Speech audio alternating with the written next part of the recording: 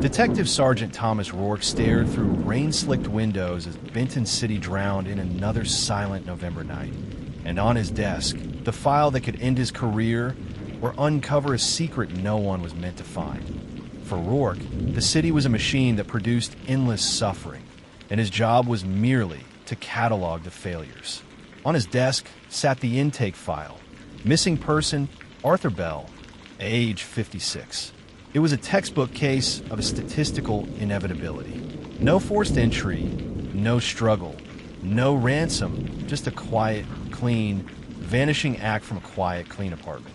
The victim profile was even more sterile. Arthur Bell was a solitary, meticulous accountant. Unmarried, few friends, predictable routine. The kind of man who didn't get abducted. The kind of man who simply walked away. Rourke had seen hundreds of these. 95% were walk-offs, debtors, or partners running to a new life. They were a drain on the city's already strained resources. He opened the file folder, the paper smelling faintly of stale coffee. The report detailed the discovery by Bell's landlord. A neatly made bed, a half-finished cup of tea on the kitchen counter, and the car still parked exactly in its designated spot. Everything was in place, except the man himself. Rourke slid the file to the corner of his desk, his jaw set. He told his younger partner, Detective Hayes, that this was a non-priority. He dictated a curt note into the official log. Initial 48-hour search deferred. No indicators of foul play. Subject deemed voluntary absence. Rourke knew this decision was ruthless, but he believed it was rational. Every minute wasted on a likely runaway was a minute stolen from a case where a child was actually in danger or a victim was actually fighting for their life. Arthur Bell, in Rourke's calculated assessment, was simply not worth the city's limited emotional or material investment. He made a conscious, professional refusal to search.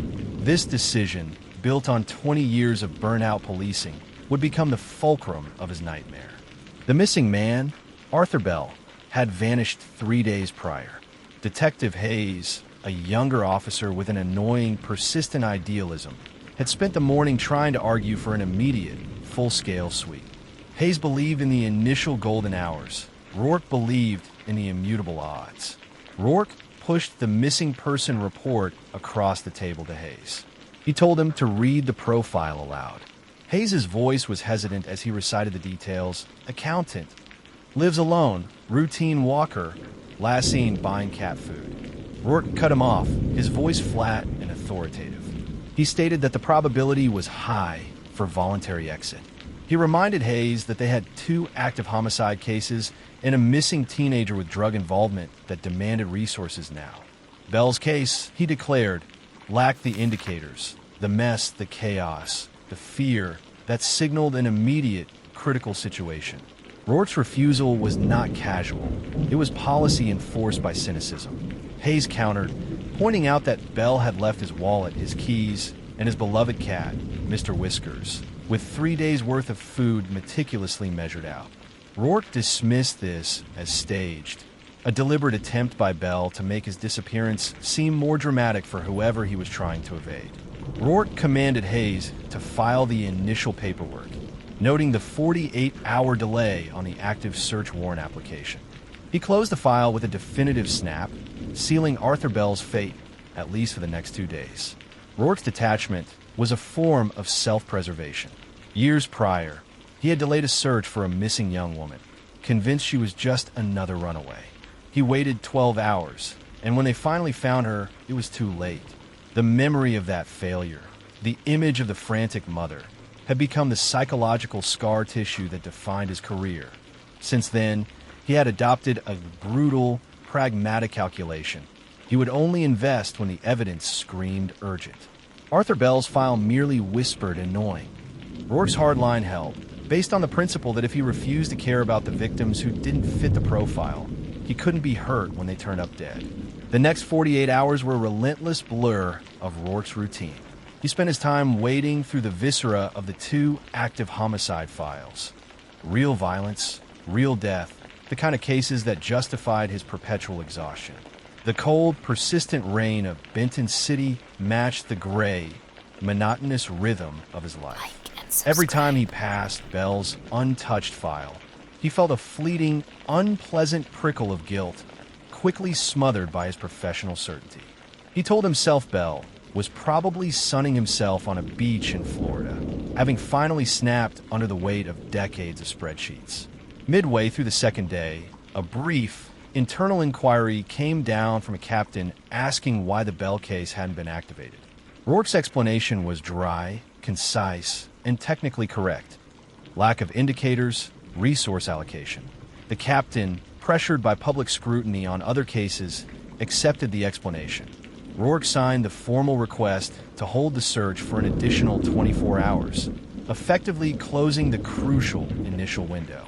His decision to sit on the case was now official, irrefutable department policy.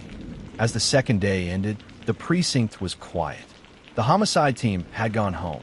Hayes was out following a lead on the missing teenager. Rourke stayed late, finishing paperwork, savoring the silence. He felt a grim validation. No new sightings, no phone calls, no forced contact. Arthur Bell remained voluntarily absent. Rourke's judgment, however cold, had been correct. He felt the protective shell around his emotions hardening further. He was a machine, efficient and uncaring, and that was how he survived. He decided to call a night, ready to leave the office and its gray responsibilities behind for a few hours of uneasy sleep. It was 7:15 p.m., and Rourke was pulling on his damn coat, ready to walk out. The main office was deserted save for the late shift dispatcher. Just as Rourke reached the exit, a uniformed officer from the mailroom, Officer Jenks, approached his desk. Jenks looked apologetic and slightly confused. He held an old, slightly damaged manila envelope in his hand. Jenks explained that he had just found it taped under the dispatch counter. It hadn't come through the mail, hadn't been logged in, and hadn't been handed to anyone. It looked like it had been sitting there, hidden, for at least 2 days. Jenks added that the only reason he hadn't tossed it was because of what was typed on the front. Rourke took the envelope. It was thick, heavy, and lacked any sender address or postage. It was sealed with a single strip of brittle, old-fashioned masking tape. In stark, perfectly centered capital letters, typed on an old manual typewriter, was the only address: Detective Sergeant Thomas Rourke. The sight of his name, precise and formal, on an envelope that had mysteriously materialized within the highly secure precinct walls, sent a flicker of genuine unease down Rourke's spine, shattering his professional calm. This wasn't standard police business. This felt personal, orchestrated. He dismissed Jenks, telling him not to mention the odd delivery to anyone, and slowly returned to his desk, the heavy manila envelope feeling suddenly weighted in his hand. He looked at the sealed edge, feeling the decades of cynicism momentarily lift, exposing the vulnerable nerve beneath. This delivery was silent, deliberate, and entirely outside the accepted rules of engagement. Rourke sat down, his heart beginning a slow, heavy drumbeat against his ribs. He used a letter opener to cut the seal, trying to maintain his professional detachment, but his hands felt clumsy. Inside the envelope, he found a single sheet of heavy, cream-colored paper. It was folded into 3 precise squares, the kind of meticulous folding only an accountant or a very particular person would execute. He unfolded the paper. The note was written in a flowing, old-fashioned script, the ink dark and dense. The handwriting was perfect, controlled, the script of Arthur Bell. It wasn't a rambling manifesto. It was a letter of clinical, chilling observation. The first sentence confirmed his worst fear. Detective Rourke, you received my file on Tuesday, and you chose to shelve it for 72 hours. That was the correct probability assessment, but the wrong decision. Rourke's face flushed cold. How could Bell have known his exact administrative action? The note continued, detailing the apartment where Bell had vanished. It pointed out the 2 pieces of evidence Rourke had summarily dismissed. The deadbolt was locked from the inside, a key used from the wrong side of the mechanism. The small smudge on the kitchen window was not residue, but a trace of high-grade industrial oil. The specificity of the details, the lock mechanism, the industrial oil, was overwhelming proof that the author knew exactly what happened inside that apartment, and more terrifyingly, knew exactly what Rourke, the detective, had deemed irrelevant. This wasn't a runaway. This was an elaborate forensic crime scene that Rourke had intentionally ignored. Then came the true devastating punch, the motive for the choice of detective. I had hoped for Detective Hayes, but I knew you would receive the file. Your reputation precedes you, Thomas. You are the man who stopped searching after the Northwood case in 1998. You prioritized the loud over the quiet. My situation required the opposite. The mention of the Northwood case, the case where his delayed search led to a young woman's death, was a direct strike at his deepest failure. Bell's disappearance wasn't random. It was orchestrated, and Rourke was specifically chosen not to search because his cynicism guaranteed a delay. The letter finished with a cold, terrifying warning, delivered with the neatness of a final balance sheet. I have provided you with the missing facts. The delay is over. You now have 48 hours of my borrowed time.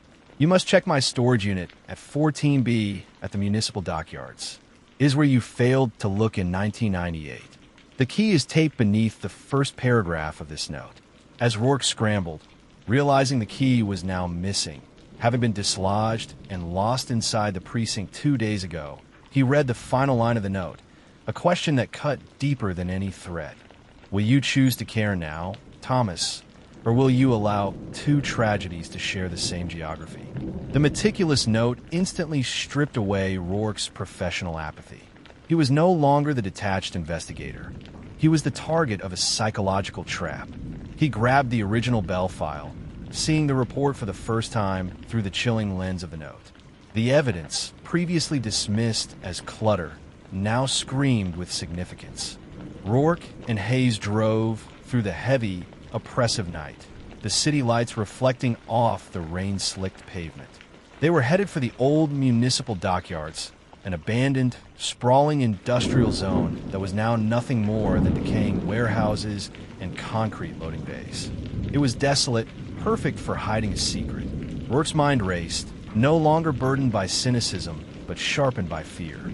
He realized the question posed in the note was the true trap. Will you choose to care now, Thomas, or will you allow two tragedies to share the same geography? The crime wasn't just about Arthur Bell. It was about forcing Rourke to confront his past. The perpetrator was testing him, daring him to fail a second time, specifically at the site of his first failure. They pulled up to the enormous, rusting storage facility near the old, defunct cranes. Rourke knew from the old Northwood case files that Storage Unit 14B was located in a corner known for its deep acoustic dampening and isolation. It was a perfect silent cage.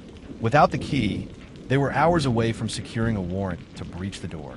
Rourke looked at the facility, feeling the familiar, nauseating weight of the 1998 case pressing down on him.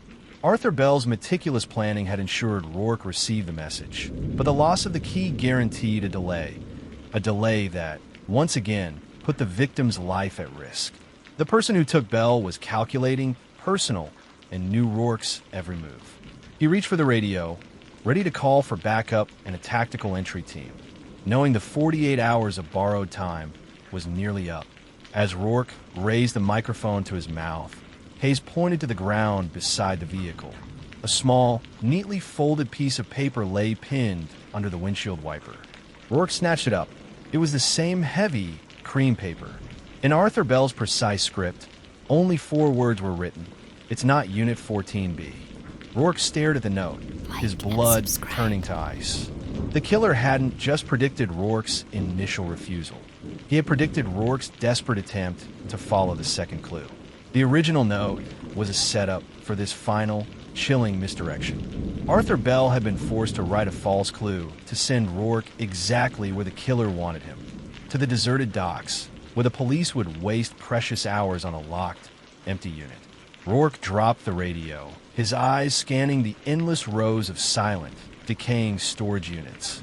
The question was no longer where Arthur Bell was, but who was watching them right now. And what was Rourke's next fatal, predicted move? The game had only just begun, and Rourke was already 2 steps behind.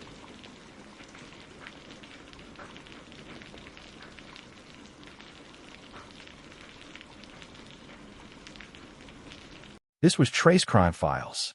Subscribe for more stories where truth is stranger than fiction, and justice is never as simple as it seems.